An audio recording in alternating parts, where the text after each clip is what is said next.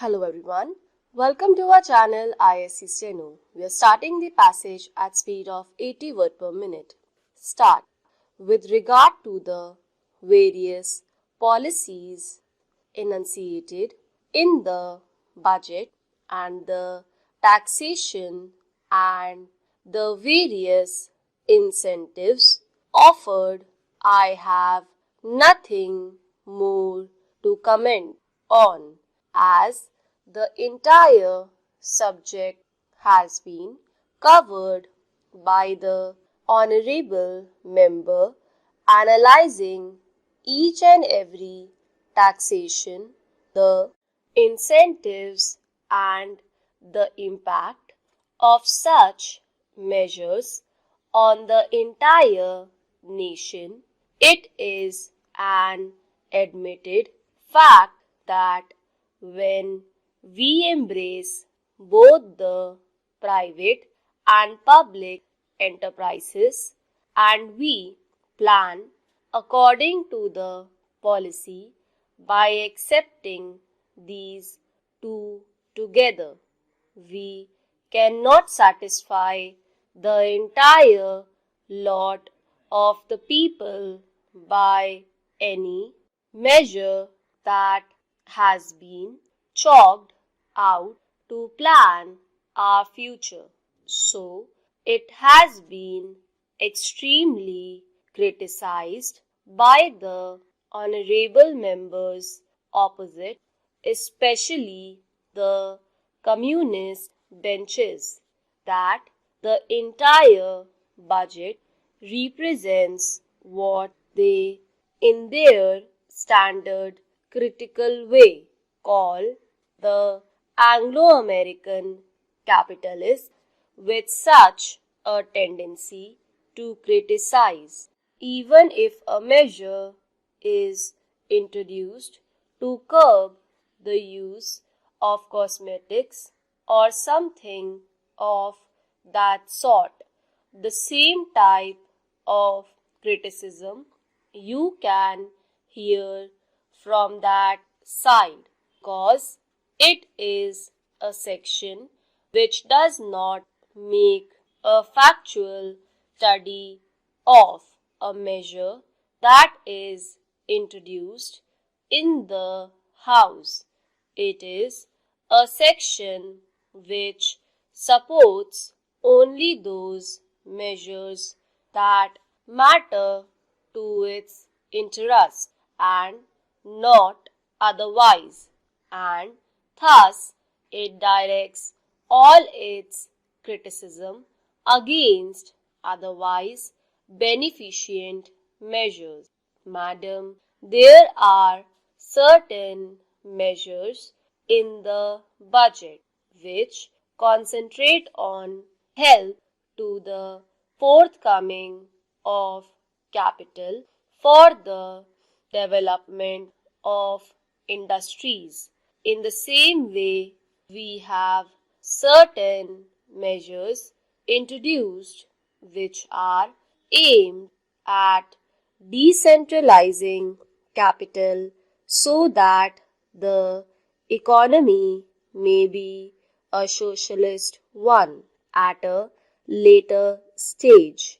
All these are mixed up, and so all of a sudden we may not be able to say what will be the impact of all the measures that are envisaged in the budget. So, Madam, I have again to congratulate the Finance Minister for having chalked out certain policies that are conducive to a socialist economy. Now, Mr. Mishra has given an analysis of the various measures and their impact. That is his view.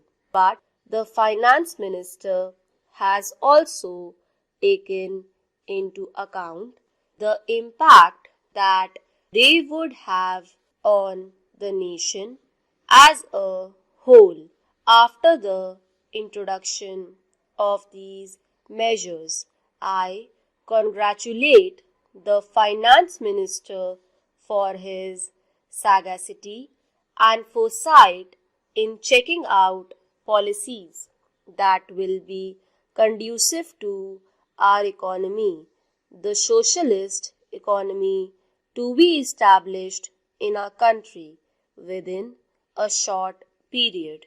Madam, I do not wish to talk much on the taxation and other measures, but I wish to bring to the notice of the Honorable Minister some of the important needs of the country which should be given priority when we consider the working and implementation of the budget that is placed before us. It has been said to be the policy of our government that primary education should be made compulsory throughout the country and to see that within a short period illiteracy is wiped out from our country as a whole. Madam, as a result of the great efforts that we had made, we have been seeing that the children of the have-nots are attending schools, which are now open to them with all sorts of privileges. But still, all the children of the have-nots are not attending the schools because these children are also asked to work for the maintenance of their families. So, Madam, it is my suggestion that along with the implementation of the existing schemes, we should have the residential system for those children of the have-nots so that they may be brought under some supervision so that until they complete their primary education, we may have these children under some discipline.